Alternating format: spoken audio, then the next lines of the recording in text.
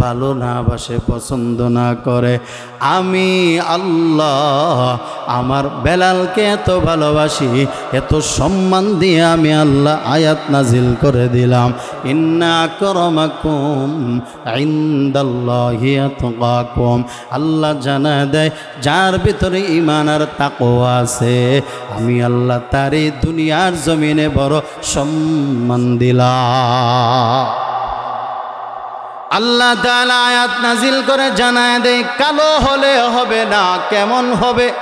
ঈমান আর তাকওয়ার কারণে বেলালের দাম আমি আল্লাহর কাছে বড় বেশি। ও মুসলমানেরা, হাতে পায়ে ধরে বলে যায়, এই ঈমানের একটা আয়াত তেলাওয়াত করেছি, আল্লাহ নিজে জানায় দেয় ওয়ালা তাহিনু ওয়ালা তাহজানু ওয়া আনতুমুল আ'লাউন ইন কুনতুম মুমিনিন।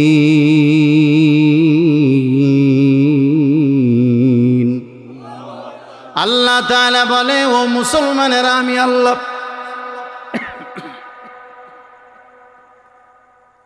আমি আল্লাহ মুসলমানদেরকে জানায় দিলাম আমার কোরআন বড় সত্য।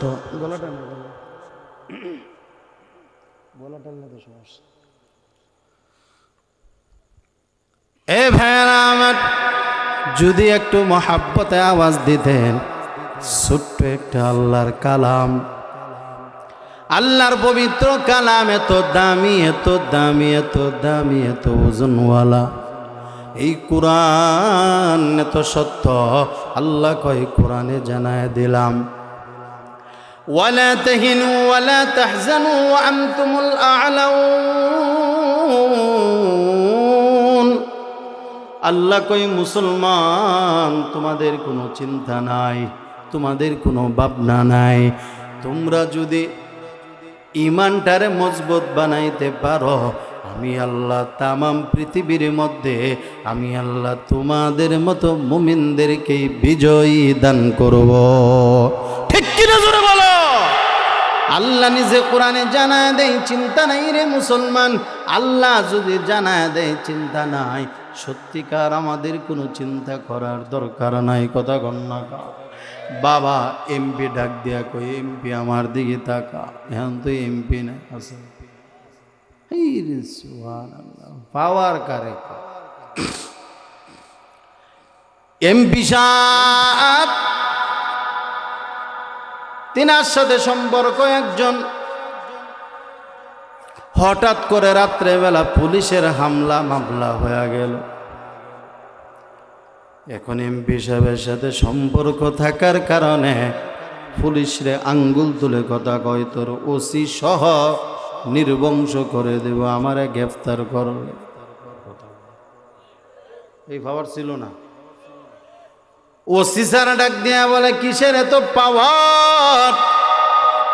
ডাক দিয়া কয়, সিনোসনি বল্টু নামে এমপি আছে যে, ওই বল্টু এমপি আমার লোক। ওসি কয়, তাড়াতাড়ি গাড়িতে ওটা, দুইটা বাড়ি লাগা, তোর বাবার নিয়ে যাবে, তারপরে দেখবো তোর কত ক্ষমতা। এবার যখন বল্টু এমপিকে রাত্রে বেলা ওই লোকটা ফোন করিয়া কয়, আমার বাইরে এত দইরা নিচে গা, ও এমপি সাহেব আমি কেন আপনার সাথে চলি? এমপি কয়, সকালবেলা ফোন দিবি, এখন ডিস্টার্ব করবে না, রাত্র বাজে 12টা। কথা বলবে, তুমি কার সাথে চইলা? তুমি নেতাগিরি দেখাইলা, নিজের ভাইয়ের ইজ্জত নিয়ে টানাটানি থানার ভিতরে নিয়ে গেল। এমপি কয়, সকালবেলা ফোন দিবি। সকালবেলা এমপির ফোন বন্ধ। সকালবেলা থানায় একবার যায়, আর একবার এমপির বাড়ি যাই। থানায় যা দেখে ওসি স্যার নাই। কথা কোনো থানায় ওসি ফজর ভরে থাকে। এবার ওসি স্যার নাই, দারোগারে ডাক দেয়া কয়, স্যার কটার সময় ওসি স্যার আইব? বলে, একটার আগে বাসা থেকে আইতো না। তো ভাইয়ের বার রাখবে না, চালান করে দিবে। ঠিক কিনা জোরে কার? এবার এমপি বল্টুর বাড়ি যায়া সিঁড়ির ভিতরে বসা, যখন বাজে 11টা, ব্রাশ করে করে বের হয়ে দেখে এখানে বসা কিরে কলিমুদ্দি তুই নৌকা আপনি কেমন মানুষ, আপনার লাগে না কত খাটনি খাটলাম, চুরি করলাম, কি বুট চুরি করছে না,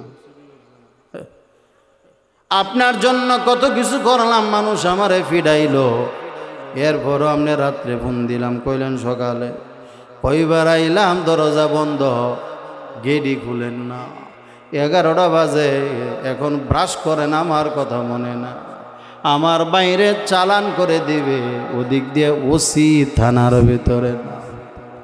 এবার এমপি যে রাত্রে কইছিল চিন্তা করবি না, সে তো চিন্তা ছাড়া ছিল, এখন বলেন তো দিনের 11টা বাজে, চিন্তা বাড়ছে না কমছে? মানুষ মিথ্যা বলতে পারে স্বার্থের কারণে, ওসি কয় আমি ঘুমাইলাম, মাল পাইলে সারুম নাইলে না, এমপি কয় এটার বায়ের লাগে যদি আমি থানায় যাই আমার ইজ্জত থাকবো না, কথা কন না, তোর ভাই আকাম করলো কা, তুই লেখা কথা আছে, তোর ভাইয়ের লাগে আমি যাই কি করব? আচ্ছা ঠিক আছে, যা কোর্টে ব্যবস্থা করুন না, আমি একটা উকিল ধরে দিব, কথা কন না কেন? হ্যাঁ একটা উকিল ধরে দিব, বাইরে নিজে গে এই জায়গায়, তুই এমপির সাথে সম্পর্ক করে গেলাম কি, ইজ্জত আছে না গেছে? তারপরে এমপি যদি বলে চিন্তা করবি না, নিটান্ডাই তেল দিয়া ঘুমা, সে তো ঘুমাইছে। কিন্তু আমাদের এমন মানুষ যারা স্বার্থের পাগল, তিনি বলেন নাই, যিনি বলেছেন তিনি আর কেউ না কে। আল্লাহ তাআলা বলেন মুসলমান চিন্তা করবি না, ভাবনা নাই, আমি আল্লাহ জানায় দিলাম কোরআনের মধ্যে, যদি ইমানটারে মজবুত বানাইতে পারো, বিজয় আমি আল্লাহ তোমাদেরকে দেব। আমি এবার বলতে চাই, আল্লাহ যদি বলে থাকে মুসলমানের চিন্তা দরকার নাই, ঠিক কিনা জোরে কা? শুধু দরকার ইমানটাকে মজবুত বানানো, এমন ইমান না এদিক ওদিক তাকাইয়ে আপনি একটা চুরি গইরে মুখে দিয়ে চলে গেলেন, বুঝলেন, মানে মানুষের হক নষ্ট করে গেলাম গার, এটার নাম ইমান। এবার আল্লাহ তাআলা বলেন ইমান আর তাকওয়ার কারণে আমি বেলালকে বড় সম্মান দান করলাম। বোঝা গেল ইমান যার ভিতরে থাকবে আল্লাহর কাছে বড় দামি। গরিব আর ধনী নাই, শিক্ষিত আর অশিক্ষিত নাই, আল্লাহর কাছে দোয়া করি আল্লাহ আমাদের ইমানকে পরিপূর্ণ বানায়া কবুল করে নাও। বলেন জবান খুলে আমিন, আর জোরে বলেন আমিন। এই বেলাল সেই বেলাল, শুধু ইমানের একটু কথা, যেই বেলালকে আল্লাহর নবী মুয়াজ্জিন বানায়া দিলেন। আমার দিকে তাকান, আপনাদেরও মসজিদ আছে, বাহাদুরি করবেন না, মসজিদের মুয়াজ্জিন আছে, মুয়াজ্জিনের মূল্য দিতে চান না। আল্লাহর নবী কি বলে জানেননি? মুয়াজ্জিনের সম্মান তোমরা বুঝো না, মুয়াজ্জিনের সম্মান দিবে আমার আল্লাহ হাসরের ময়দানে। এত দামি হবে মুয়াজ্জিন, এই জামালপুরের মানুষেরা, পিয়ারপুরের মানুষেরা, অষ্টদারে দিকের মানুষেরাও থাকতে পারেন। ভালো করে কান খুলে শুনিয়া নেন, মুয়াজ্জিন যারা আমার আল্লাহরে ডাক দেয়, আজান দিয়ে মানুষকে নামাজের জন্য ডাকে, এরা এত দামি। হাসরের ময়দানে নবী আমার জানা দেয়, তামাম মানুষ হাসরের ময়দানে থাকবে, সব মানুষ এক সমান, কিন্তু মুয়াজ্জিন দুনিয়ার যারা, মুয়াজ্জিনের গর্দান হবে উঁচু, মুয়াজ্জিনের গর্দান হবে উঁচু। সব মানুষরা ডাক দিয়া বলবে এরা কারা? আওয়াজ দিয়ে জানানো হবে এরা দুনিয়ার জমিনের মসজিদের মুয়াজ্জিন। আল্লাহ আজকে তাদেরকে গর্দান উঁচু করে সম্মান দিয়েছে। মুয়াজ্জিনের হবে এত দাম, কিন্তু আল্লাহর প্রিয় বান্দা বেলালের হবে কেমন দাম? বেলালের হবে কেমন দাম জানেননি? আল্লাহ তাআলা বলেন নবীর মাধ্যমে জানায় দেন, বেলাল হাসরের ময়দানে দাঁড়ায় থাকবে না, বেলাল আসবে একটা বাহনে করে, একটা উঠে চড়ে। একেবারে স্পষ্ট কথা হাদিসের মধ্যে আসছে, ইয়াকুত পাথর আরও বিভিন্ন হীরা জওহরাত অনেক কিছু দিয়ে সাজানো গুছানো বানানো একটা উঠের পিঠে সোয়ার হয়ে গর্দানটা উঁচু করে কেমন জানি নেতা নেতা ভাব নিয়ে ওই মুয়াজ্জিন বেলাল আসবে হাসরের ময়দানে। আওয়াজ দিয়ে কি বলা যায় না সুবহানাল্লাহ? এই দুনিয়ার জমিনে তো আল্লাহ ডাক দিয়া বলে নাই, নবী বলেছিলেন, ও বেলাল মক্কার খানা কাবার সাদে দাঁড়াইয়া আজান দাও। আমার দিকে তাকাইয়া থাকেন ভালো করে। এক নাম্বার কথা, এমন মানুষ আর কে হতে পারে খানা কাবার সাদে দাঁড়াইয়া যিনি আজান দেয় তিনি আসলেও সম্মানী। আল্লাহ ডাক দিয়া বলবে হাসরের মাঠে, ও বেলাল আমি আল্লাহ জানা দিলাম হাসরের মাঠে তুমি আজকে বেলাল তামাম মানুষের সামনে আজান লাগায়া দাও। এই ভাই, এই বেলালের সম্মান কেন? ঈমানের কারণে। কষ্ট হচ্ছে আপনাদের? হাসরের মাঠ সবাই জায়গার ভিতর আছে, আল্লাহ শুধু বলবে বেলাল হাসরের ময়দানেও তুমি আজান লাগায়া দাও। কত সম্মান হলো বেলালের। যেই বেলাল হলো কালো, যেই বেলাল হলো হাবশি, যেই বেলাল হলো গোলাম, মানুষ তারে সম্মান দিতে চাই না। আল্লাহ বলে আজান লাগায়া দাও। আমার দিকে একটু তাকান না। এবার হাসরের ময়দানে বেলাল আজান দিবে, আশহাদু আল্লা ইলাহা ইল্লাল্লাহ। এটা শোনার পর ওই হাসরের ময়দানে এবার আমার দিকে তাকান না, তামাম বেঈমানরাও বলবে কি জানেননি? সদাকা। ও বেলাল তুমি সত্য বলেছ। কি বুঝলেন আপনারা? আবু জাহেল আর আবুল আহাব কাফের বেঈমানরা যদি হাসরের মাঠে যায় কয় বেলাল তুমি সত্য বলেছ, আল্লাহ ছাড়া আর কেউ নাই, তুমি সত্য বলেছ, হাজারবার বললেও কোনো লাভ নাই। যেখানে বলা দরকার সেখানে বলে নাই, ঠিক কিনা জোরে কয়? এবার বেলালের এত সম্মান ঈমান আর তাকওয়ার কারণে আমার দিকে তাকান, লম্বা করতে চাই না, শেষ করে দেব রে ভাইরা। আমি ঈমানদার, আপনিও ঈমানদার। আল্লাহ যদি কবুল করে বিজয় আসবে, আল্লাহ বলে জান্নাত দান করো। বেলালের সম্মানের কথা শেষ না, ছোট্ট করে আরেক মিনিট বল। আল্লাহর নবী আমার মেরাজের রাত্রিতে আল্লাহর বাড়ির মেহমান হয়ে গেলেন। কোন নবী আল্লাহর বাড়ির মেহমান হন নাই। আমার নবী সশরীরে, যিনি আমাদের নবী বিশ্ব নবী, আল্লাহর বাড়ির মেহমান। আমার দিকে তাকান না, আল্লাহ তাআলা কুদরতিভাবে এমনভাবে বসা, নবীজিও বসা, মুখোমুখি দুইজনে সরাসরি কথা হয়, মহাব্বত হয়। আল্লাহর নবীর ভিতরের জ্বালা যন্ত্রণা আমার আল্লাহ সব মিঠা দেয়। এমপির বাড়ি গেলে, আত্মীয় স্বজনের বাড়ি গেলে কি কই জানেন? এই নিয়ে যা তো আমার বেইরে, ওই যে বাংলো বাড়ি, ফিশারি, আরও যেগুলো আম বাগান আছে না, এগুলো একটু দেখাইয়ে দে। আছে না এরকম? আল্লাহ তাআলা ডাক দিয়া বলে, ও ফেরেশতা এদিকে আসো। আমার বন্ধু যে আমার বাড়ি আসছে, আমার বন্ধুরে একটু জাহান্নামটা দেখায় দাও না, জান্নাতটা দেখায় দাও না, আমার বন্ধুরে সব দেখায় দাও। আল্লাহ নবী জাহান্নাম দেখলেন, নবী আমার জান্নাতেও আসলেন।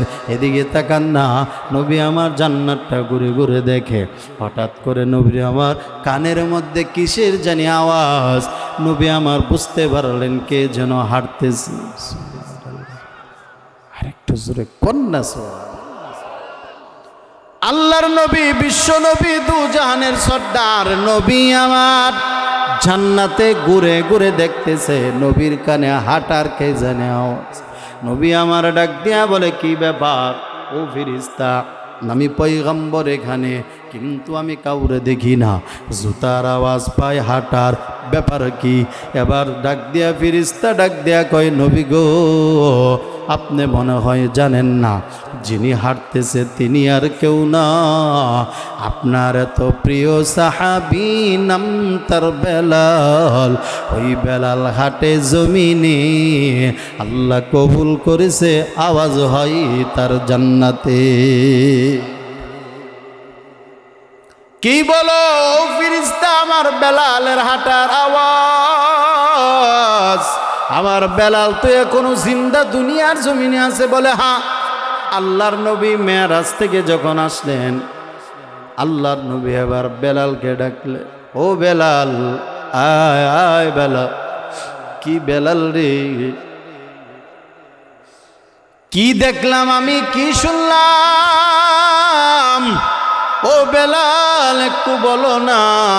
আমি বিশ্বনবী হইয়া জান্নাতে ঢুকলাম, আমি জুতার আওয়াজ শুনতে পাই, ইন্নী সামিয়তু হাসহাসাতান আলাইকা ফিল জান্নাহ। আমি কানের মধ্যে মানুষ হাঁটলে যে একটা আওয়াজ হয়, এই আওয়াজটা আমি শুনতে পাইলাম। আমি জানতে পারলাম ওটা নাকি তোমার হাঁটার আওয়াজ। ও বেলাল, কেমনে এত দামি হয়ে গেল? আল্লাহর জান্নাতে আওয়াজ হয়, তুমি হাঁটো জমিনে। ও বেলাল বলো তোমার কিসের আমল? বিশ্বনবী হইয়া ডাক দিয়া বলে, ও বেলাল বলো। সাহাবী বেলাল ডাক দিয়া বলে, ও পয়গম্বর, আপনি সব জানেন আমি ছিলাম একজন গোলাম, আমারে মুক্ত করেছেন আপনি আবু বকরকে পাঠাইয়া। আমারে আনার পরে আপনি কালিমার দ্বারা মহাব্বতের মানুষ বানায় দিলেন, আমারে মুয়াজ্জিন বানায় দিলেন। কাফেররা আমারে নিয়ে টিটকারি দিয়ে কথা কয়, আপনি আমার মুয়াজ্জিন আবার নিয়ে গেলেন।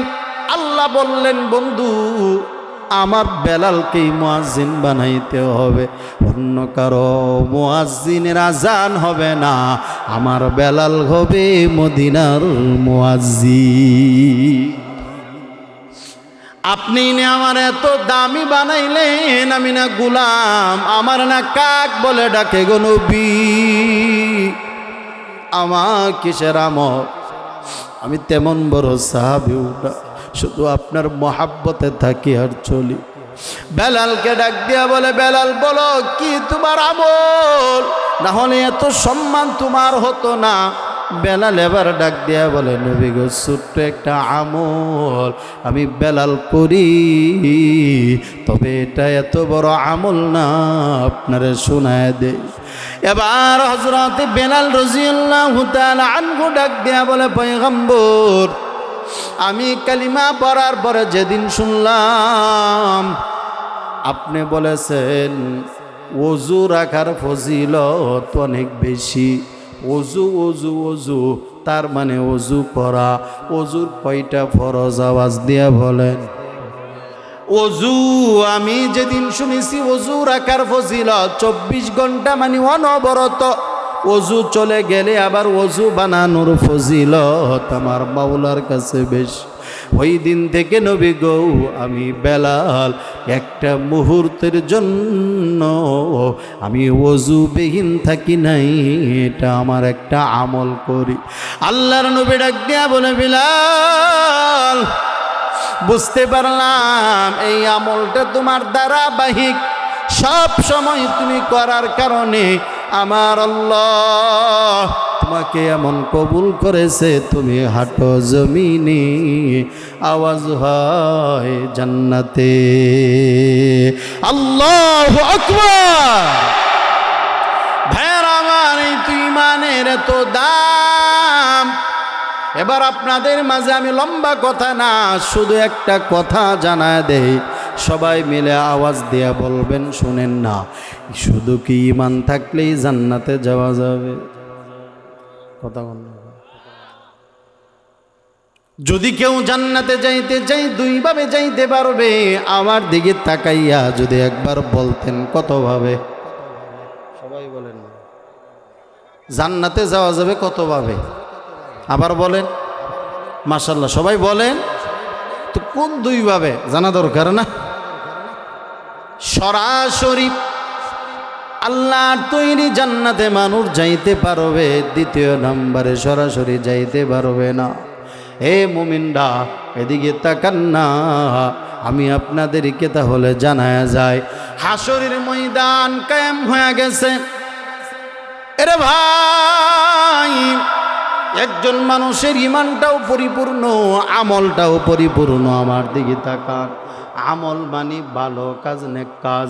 আল্লাহ যত কথা বলেছেন এগুলো আমল করা, যেগুলো নিষেধ করেছেন না করা, নবী যেগুলো বলছেন করা, নিষেধ করেছেন না করা। ঈমানটাও পরিপূর্ণ, আমলগুলো পরিপূর্ণ। এবার হাসরের মাঠে আপনারা দাঁড়ায় আছেন সবাই, এদিকে তাকান না। হাসরের ময়দান, এই ময়দানে সবাই দাঁড়াইয়া আল্লাহ তাআলা বলেন, আমি যাকে বলবো তার ঈমান আর আমল পরিপূর্ণ। আল্লাহ বলবে ফেরেশতার দল, আমার আব্দুল্লাহ রে, তুমি এই পাশে দাঁড় করায়া সরাসরি জান্নাতে ঢুকায়া দাও। ওই মানুষটা ঈমান আর পরিপূর্ণ আমল থাকার কারণে 1 নাম্বার সরাসরি জান্নাতে চলে যাবে। আওয়াজ দিয়া কি বলা যায় না সুবহানাল্লাহ? ঈমান আর আমল পরিপূর্ণ, এই জন্য মানুষটা 1 নাম্বার সহজভাবে জান্নাতে যাবে। 2 নাম্বার জান্নাতে যাওয়ার ক্যাটাগরি আমার দিকে তাকান না, জাহান্নাম হইয়া এরপরে জান্নাতে যাবে। এই হলো 2টা সূরত। এবার আপনি যদি এদিকে তাকান, এই আপনার এলাকার মানুষ বেশি বুদ্ধিজীবী, এখন আপনি যদি মাসআলা মারেন, ও হুজুর আপনারাই বলেছেন যার ভিতরে ঈমান আছে, যার পরিমাণ যদি আল্লাহ কবুল করে ওই মানুষটা জান্নাতে যাবে। এবার যদি আপনারা বলেন ঈমানের কারণেও জান্নাতে যাওয়া যায়, আমি এবার বলবো এখানে 2টা কথা আমার দিকে তাকান।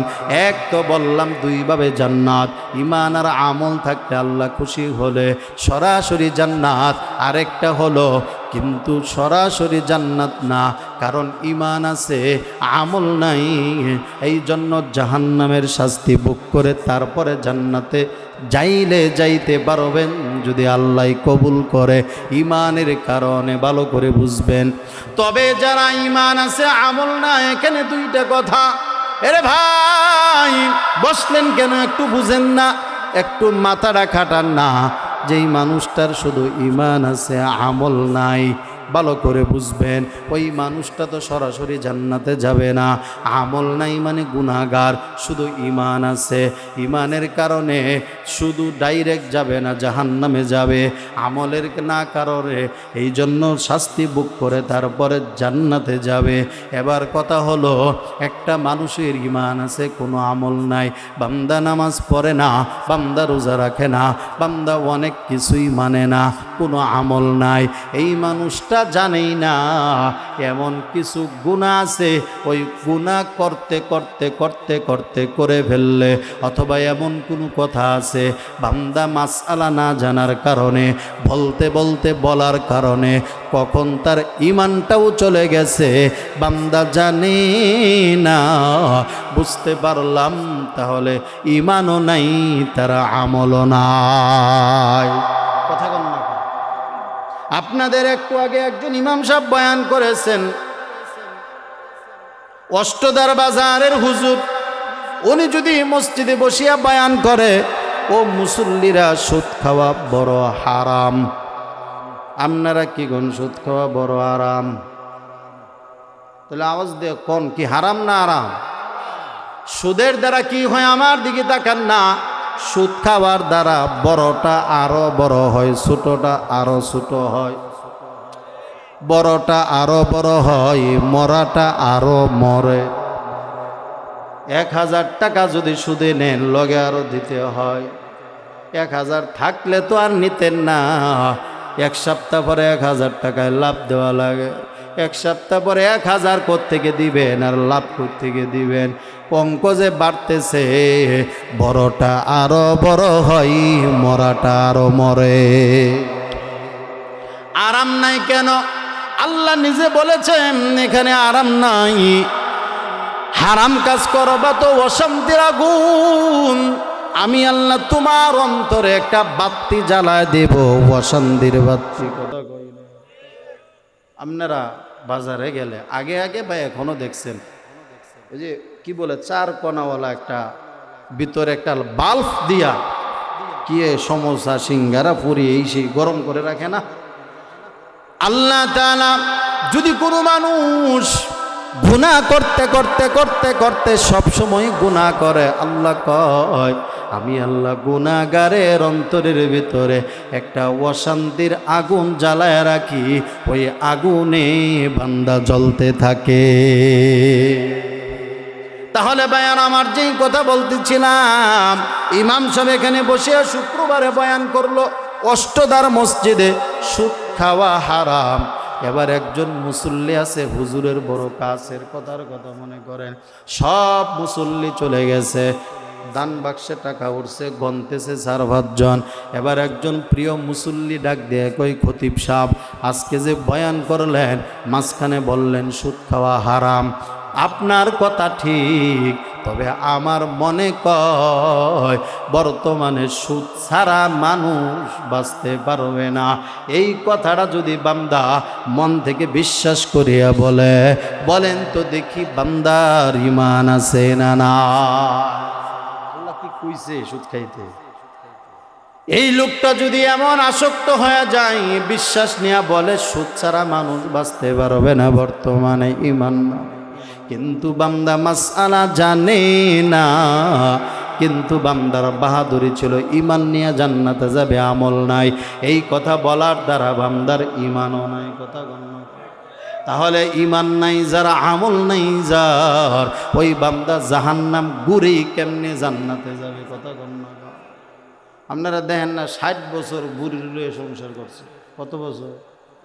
60 বছর বুড়ি নিয়ে সংসার করার পর হঠাৎ করে একদিন কয়ে ফেললেন 3 নাম্বার দিয়ে দিলাম, কত গণ্য?